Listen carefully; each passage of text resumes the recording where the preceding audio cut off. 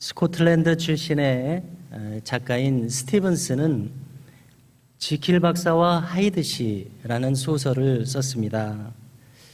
여기서 지킬 박사는 명망 높은 의사요 신사였습니다. 그는 인간 안에 선과 악이 공존하고 있다는 것을 증명하고자 했습니다. 그래서 힘써 연구한 결과 자신 안에 있는 악한 본성을 끄집어낼 수 있는 약을 개발했습니다. 그는 그 약을 직접 복용했습니다. 그 결과 그는 괴물 같은 악한 인격, 하이드로 변신하게 됩니다. 그래서 낮에는 문화인인 지킬 박사로 살다가 밤에는 야수적인 괴물 하이드로 변신합니다. 그러다가 한밤중을 지내고 새벽이 되면 다시 지킬 박사로 돌아옵니다. 이렇게 지내던 어느 날이었습니다. 새벽에 이제 지킬 박사로 돌아왔다고 생각하고서 거울을 보고서 자기의 모습을 확인하는 중에 깜짝 놀라게 됩니다. 온몸이 다 본래 지킬 박사로 돌아왔는데 한쪽 손이 그만 흉측하고 털이 가득한 하이드의 손으로 남았던 것입니다. 이런 식으로 해서 점점 하이드는 지킬 박사의 통제를 벗어납니다. 그러다가 그만 결국 사람을 해치기까지 합니다. 그리고 이제는 변신약이 없어도 하이드로 변합니다. 이렇게 해서 돌이킬 수 없는 파국적인 상황에 이르고 결국 하이드는 지킬 박사의 옷을 입은 채 죽은 시신으로 발견된다는 이야기입니다. 그리고 생전에 지킬 박사가 기록했던 보고서에 의해서 이 일의 전모가 세상에 밝혀지는 이야기입니다. 자, 이 소설을 보면은 인간 안에 선과 악이 공존하고 있음을 잘 표현하고 있습니다. 그리고 혹 잘못하면 악이 한 인격을 점점 잠식해서 사로잡을 수도 있다는 것을 우리에게 경고하고 있습니다. 한편 비슷한 내용의 이야기를 탈무드에서도 발견할 수가 있습니다. 아주 재미있는 이야기 하나가 있는데요. 그것은 노아의 방주에 대한 이야기입니다.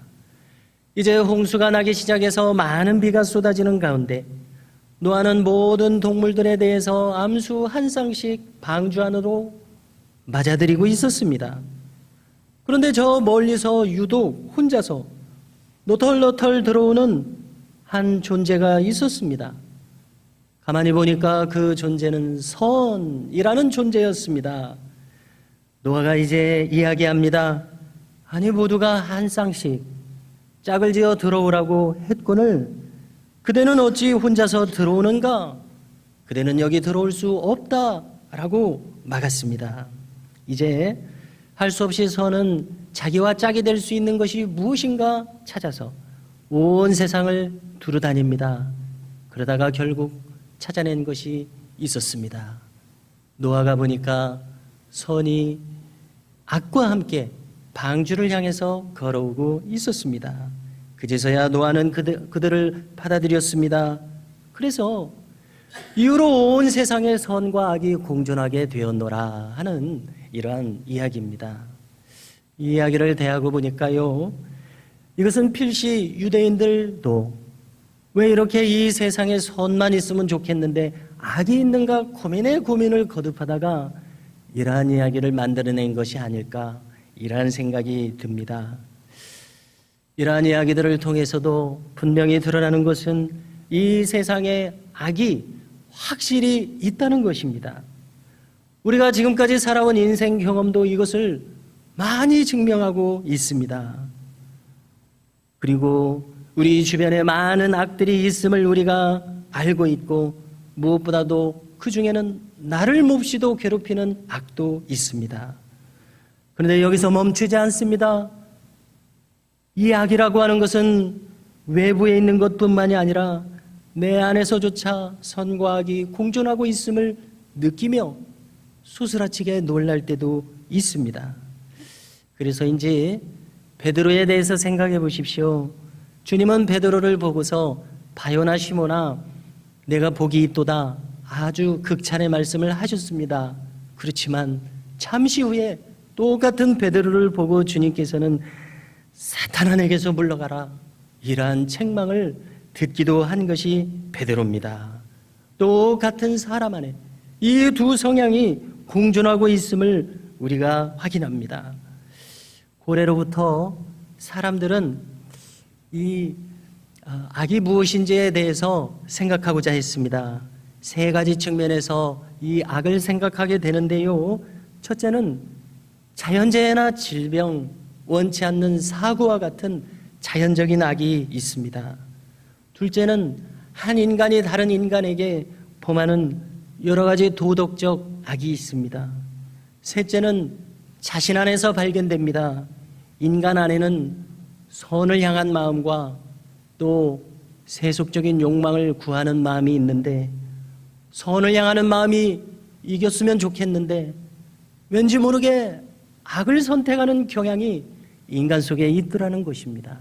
이것이 바로 인간이 가진 근원적인 악이라고 이렇게 세 가지 측면에서 악을 생각해 보았습니다. 한편 앞선 신학자들과 설교자들도 악에 대해서 깊이 고민한 흔적이 발견됩니다. 그 중에서 성 어거스틴도 악에 대해서 한마디 했습니다. 그는 말하기를 악은 선이 결핍한 것이다. 유명한 말인데요. 이 말을 한번 쉽게 생각해 보고자 합니다. 악은 선의 결핍이다. 예를 들어 보면은 캄캄한 방에 우리가 들어가면 모두가 어둡습니다. 그러나 스위치를 켜는 순간 전등이 켜지면서 온 방이 밝아집니다. 어둠이 언제 있었냐 싶게 물러갑니다. 그러나 전등을 끄면 또 주변이 다 캄캄해집니다. 이처럼 악은 선이 그 자리를 비웠을 때 어둡게 찾아오는 것을 알 수 있습니다. 자, 이 내용을 생각해 보면은요, 이것은 신앙적인 차원에서 아주 확실하고 분명하고 적극적인 교훈을 우리에게 줍니다. 즉, 우리가 선에 속해서 선의 자리를 빼앗기지 말아야 할 이유를 잘 알려주고 있습니다. 우리가 내가 지켜야 할 선의 자리를 버리거나 회피하고 그 자리를 떠나간다면 악이 이제 그 자리에 들어올 것이기 때문에 그렇습니다. 뿐만 아니라 어거스틴은 한 걸음 더 나아가서 좀 더 높은 차원의 설명을 합니다. 그것은 가만히 보니까 악이란 선을 위해서 봉사하고 있더라는 겁니다. 그래서 하나님 나라는 온전한 선이 존재하고 어떤 주름살이나 티나 점도 없는 완벽한 선이 존재하는데, 그 선이 환하게 빛나게 하기 위해서 악이 존재하고 있다는 겁니다.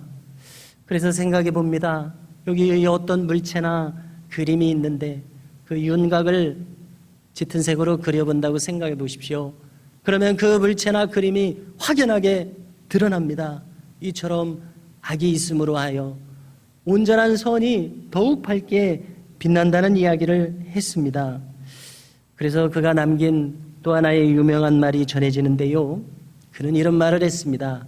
천사는 직접적으로 하나님께 영광을 돌린다. 그러나 악마는 간접적으로 하나님께 영광을 돌린다. 이 말입니다. 하나님께서는 악까지도 선을 위한 도구로 삼으심을 보여주는 그런 귀한 이야기입니다. 지난주에 나눈 이야기 중에 성 프란시스를 다시 생각해 보면은 전쟁 포로로 죽을 병에 걸려서 그 결과 하나님을 그는 찾았다고 하지 않았습니까? 성 안토니도 그렇게 사랑하고 의지하는 부모님이 갑작스럽게 돌아가시니까 하나님을 찾았다고 했습니다. 그러면 여기서 우리는 생각하게 됩니다. 그렇다면 인간이 신앙을 찾고 하나님께 가까이 가기 위해서는 전쟁과 질병, 죽음, 이것이 있어야 하는 겁니까? 없어야 하는 겁니까? 그 자체로는 반가운 것들이 아닙니다. 없었으면 좋겠습니다. 그러나 그것이 있음으로 하여 평소에는 생각하지 않았던 신앙을 더 한 걸음 생각하게 됩니다. 하나님을 생각할 수 있게 됩니다. 결정적으로 그분께 돌아오게 됩니다. 이렇다면 전쟁이나 질병, 죽음과 같은 슬픔과 악은 있음으로 해서 우리로 생명을 얻게 함을 알게 됩니다. 이 점을 좀 더 생각해 보면 우리에게 큰 교훈을 주고 있습니다. 우리에게 다가오는 악은 분명 달가운 것이 아닙니다. 정말로 그것들은 없었으면 좋은 것들입니다. 무엇보다도 나를 직접적으로 괴롭힌다면 이것은 정말 피하고 싶은 것입니다. 그러나 조금 전의 이야기를 생각해 보십시오. 더 높은 차원의 더 높은 빛을 생각해 보십시오. 그런 곤란함이 있어서 우리는 하나님을 찾게 만들어집니다. 더 큰 신앙적 성숙과 인격적 성숙을 위해서 내가 단련되게 됩니다.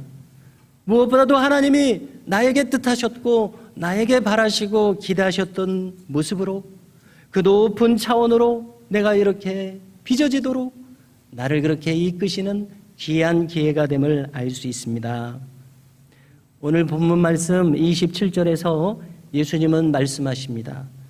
너희 듣는 자에게 내가 이르노니 너희 원수를 사랑하며 너희를 미워하는 자를 손대하며.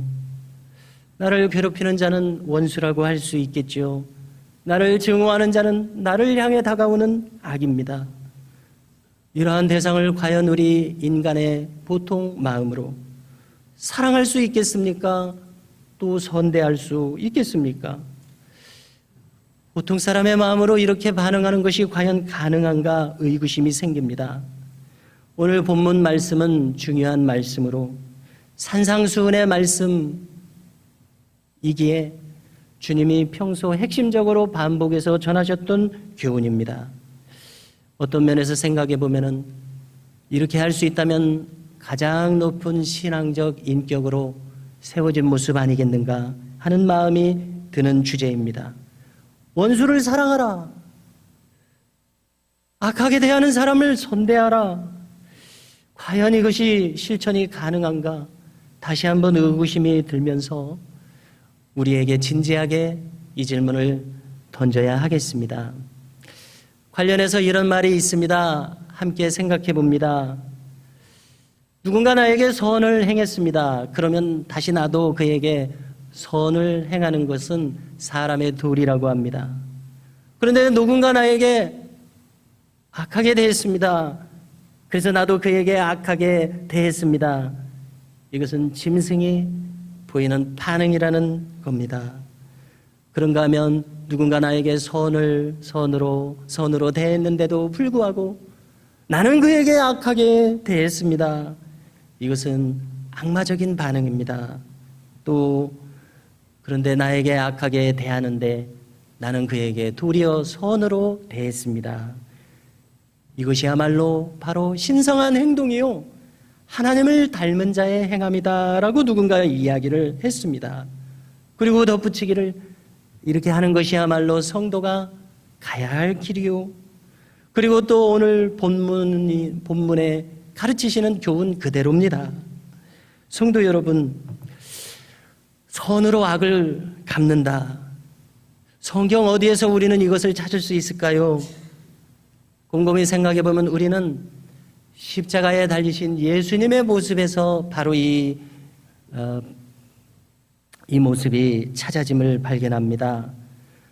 누가복음에 보면 주님은 군병들에 의해서 십자가에 못 박혀 들려지시게 됩니다. 이 이어지는 장면에서 주님은 이렇게 기도한다고 소개합니다. 주님은 십자가에서 사람들을 내려보시며 아버지 저들을 사하여 주옵소서. 자기들이 하는 것을 알지 못함이니이다. 알지 못함이니이다. 여기를 함께 주목해 보겠습니다. 군병들을 내려보고 계십니다. 주님의 마음은 저 군병들 알지 못하기 때문에 이렇게 했다. 저 길 건너편 바리새인들과 대제사장의 무리들이 십자가에 달리신 주님을 지켜보고 있습니다. 그들은 지금 무섭도록 악을 떨치고 있는 그 시간입니다. 그런데 주님은 그들을 향해서도 저들이 알지 못하기 때문입니다. 이렇게 악으로 주님을 향해서 절정의 모습을 보이고 있는 이들에 대해서 주님은 바로 이 마음을 보이고 계셨습니다. 알지 못하게 이렇게 혹독하게 한다. 또 우리는 비슷한 장면을 사도행전에서 찾아볼 수 있습니다. 그것은 유명한 스데반의 순교 장면입니다. 스데반이 순교하는 자리에는 훗날 바울이 되는 청년 사울이 살기 어린 태도로 아마 스데반을 노려보고 있었습니다. 돌을 맞아 순교하는 장면입니다. 이때 스데반은 특별한 행동을 보입니다. 거기서 당장 무릎을 꿇습니다. 그리고 기도를 합니다. 큰 소리로 기도했다고 기록합니다. 주여, 이 죄를 저들에게 돌리지 마옵소서. 그리고 숨지게 됩니다. 자신을 향한 적대감의 절정의 순간, 돌을 던지고 있는 그들을 향해서 스데반은 어떤 태도를 보였습니까? 악하게 대하고 있는 그들에 대해서 선으로 스데반은 응대하고 있었습니다. 그리고 성경에서 발견되는 재미있는 구절이 있는데요. 이 장면이 일생토록 두고두고 잔상으로 남아 있었던지 나중에 바울은 로마서 12장에서 같은 내용을 교훈하고 있습니다. 악을 악으로 갚지 말라. 악에게 지지 말고 선으로 악을 이기라. 결국 바울도 스데반과 똑같은 마음을 가지게 되었던 것 같습니다.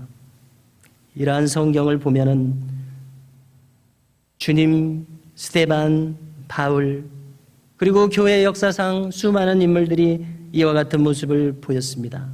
그런데 이들이 직면하였던 이 문제를 우리도 똑같이 당하게 된다는 것입니다.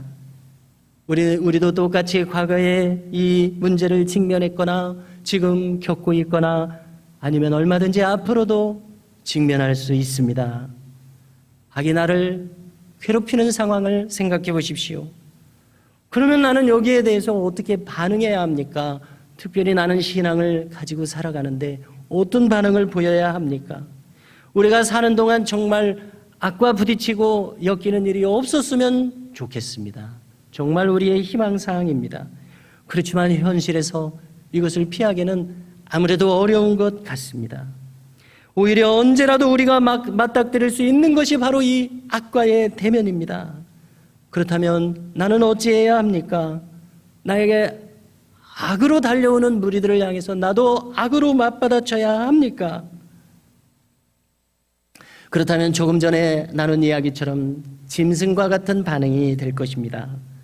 그러면 이 악이 귀찮고 괴로우니까 회피해야 하겠습니까? 그렇다면 아무래도 이것은 악에게 이제 진 것입니다. 또 그 악을 향해서 분노하겠습니까? 이것이야말로 악에게 완전히 패배한 것입니다. 또 다른 측면에서 너무나 이것이 거칠게 다가오기에 절망하고 비관에 빠지겠습니까? 이러다 내가 여기에서 벗어날 수가 없겠구나. 소망을 잃고 말겠습니까? 이 또한 분명 악에게 진 것입니다.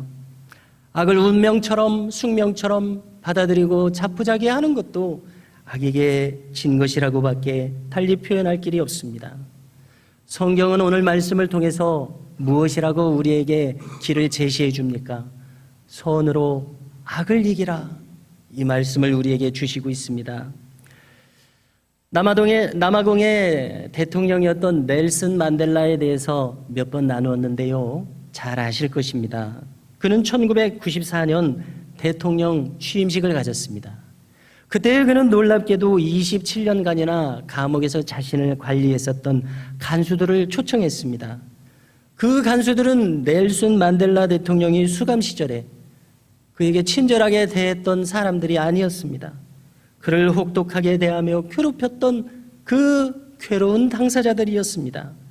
그런데 그들을 취임식에 영광스럽게 초대해서 잘 대접한 것입니다. 이제 여러 시간이 지난 다음에 미국에 방문하여 빌 클린턴 대통령과 대면을 하게 되는데 빌 클린턴은 그것이 궁금했습니다. 아니 어떻게 대통령께서는 그렇게 악하게 대한 사람들을 취임식에 그렇게 초청하실 수가 있으셨습니까? 어떻게 그렇게 하실 수가 있었습니까? 할 때에 만델라 대통령이 대답합니다. 예, 만일 제가 그렇게 하지 않았다면 나는 여전히 감옥에 있는 것이나 마찬가지였을 것이라고 생각했습니다. 그래서 그렇게 할 수 있었습니다. 만델라의 자서전 자유를 향한 긴 여정에서 그는 이렇게 회고하고 있습니다. 나는 감옥문을 나서면서 내 뒤에 모든 증오와 원한을 남겨두기로 결심했다. 그렇지 않으면 나는 여전히 감옥에 갇혀서 사는 것이나 다름없었을 것이다. 이렇게 그의 마음을 정리하고 있었습니다. 영국의 유명한 침례교 목사인 스펄전 목사님을 다 들어서 아실 것입니다. 한 번은 그의 설교를 들은 한 청년이 이 목사님에게 진지하게 질문을 했습니다. 목사님, 왜 하나님께서는 사랑하시는 종 스데반, 그렇게 충성스럽고 신실한 스데반이 돌에 맞아 죽어가고 있을 때에 왜 그를 구해주시지 않으시는 겁니까? 왜 그런 비극적인 상황을 피하게 하지 않으시는 겁니까? 저는 이렇게 내버려 두시는 하나님이 정말 이해가 되지 않습니다. 라고 의문을 제기했을 때 스펄전 목사님은 그 질문을 받아서 이렇게 대답하셨다고 합니다. 그렇군요. 저는 이렇게 생각하게 됩니다. 그 순간 하나님께서는 오히려 스데반에게 특별한 은혜를 주셨다는 생각이 들어집니다. 그는 무릎을 꿇고 저들의 죄를 사하여 달라고 기도하고 있었습니다. 그렇게 할 수 있는 힘과 마음을 하나님은 그때 스데반에게 부어주셨다고 생각합니다. 그때 하나님은 스데반이 돌에 맞도록 방관하고 그대로 내버려 두신 것이 아니라 바로 예수님과 똑같이 기도할 수 있는 마음과 힘을 힘써 부어주고 계셨다고 생각합니다. 이렇게 대답했다고 합니다. 선을 악으로 이긴다. 아무리 생각해도 우리 인간 본성의 힘으로 이것이 가능할 것 같지가 않습니다. 어려운 일입니다. 그러나 놀랍게도 이 길이 바로 예수님께서 가신 길이었습니다. 그분의 충성스러운 제자들 스데반도 이 길을 갔습니다. 바울도 이 길을 갔습니다. 그러기에 이 일은 얼마든지 그분의 제자들이 할 수 있다는 것을 성경은 벌써 우리에게 보여주고 있습니다. 그리고 우리가 깨닫는 것은 이것입니다. 이렇게 할 수 있게 하는 것은 분명 하나님께 속한 일이라. 그야말로 인간의 행동이 아니라 신성한 행동입니다. 그리고 더 나아가서 우리의 성도가 꼭 걸어가서 승리해야 할 그 길이기도 합니다. 오늘 본문 성경은 말씀하여 줍니다. 계속해서 너희를 미워하는 자를 선대하라. 너희를 저주하는 자를 축복하라. 너희를 모욕하는 자를 위하여 기도하라. 만일 너희를 사랑하는 자만을 사랑하면 칭찬받을 것이 무엇이냐? 죄인들도 사랑하는 자는 사랑하느니라. 오직 너희의 원수를 사랑하고 선대하며 아무것도 바라지 말고 구워주라. 그리하면 너희의 상이 클 것이요 또 지극히 높으신 이의 아들이 되리니 그는 은혜를 모르는 자와 악한 자에게도 인자하시니라. 예수님이 이렇게 말씀하여 주시는 것이 오늘 본문입니다. 어떤 노 신앙인의 글에서 다음과 같은 글을 읽었습니다. 그는 일생 신앙의 좌우명으로 이것을 생각한다고 말합니다. 한번 들어보십시오. 본질적인 것에는 원칙을, 비본질적인 것에는 관용하고, 그리고 모든 것에는 사랑을. 이 경구입니다. 다시 한번 이야기하면요, 본질적인 것에는 원칙을 적용하고 비본질적인 것에는 널리 관용하며 그리고 모든 것에는 사랑을 잊지 않는다. 바로 이것을 일생신앙의 좌우명으로 삼았다고 하기에 다시 한번 주목해서 이 글을 생각해 보았습니다. 그래서 이런 결론을 얻게 됩니다. 만일 신앙인인 내가 이와 같은 마음으로 살아간다면 분명 사는 동안 견디기 어려운 어려움과 괴로움이 닥칠 텐데 이러한 마음으로 대한다면 그 어려움을 이겨내지 못할 어려움이 없겠구나, 이런 생각이 들더라고요. 성도 여러분, 오늘 주님의 말씀이니만큼 더욱 숙고할 수 있기를 바랍니다. 우리 모두를 생각해 볼 때에 신사적인 지킬 안에 안타깝게도 하이들을 품은 존재들인 것 같습니다. 이 하이들을 억눌러야 하겠는데 그것은 아무래도 복음의 힘에 의해서 가능합니다. 우리는 악을 미워하고 악을 탓하기 쉽습니다만은 오늘 함께 나눈 교훈처럼 선이 그 자리를 비우면 악이 거기를 차지하고 하기에 우리는 선을 지켜가며 악과 싸워 이겨야겠습니다. 빛이 켜지면 어둠은 물러갈 수밖에 없습니다. 원수를 오히려 사랑하는 일, 미움으로 다가오는 자를 선대하는 일, 우리도 할 수 있다고 성경과 교회 역사는 힘을 주고 있습니다. 성도 여러분, 우리도 이렇게 주님을 따라가고자 한다면 우리도 선으로서 악을 이길 수 있으리라 믿습니다.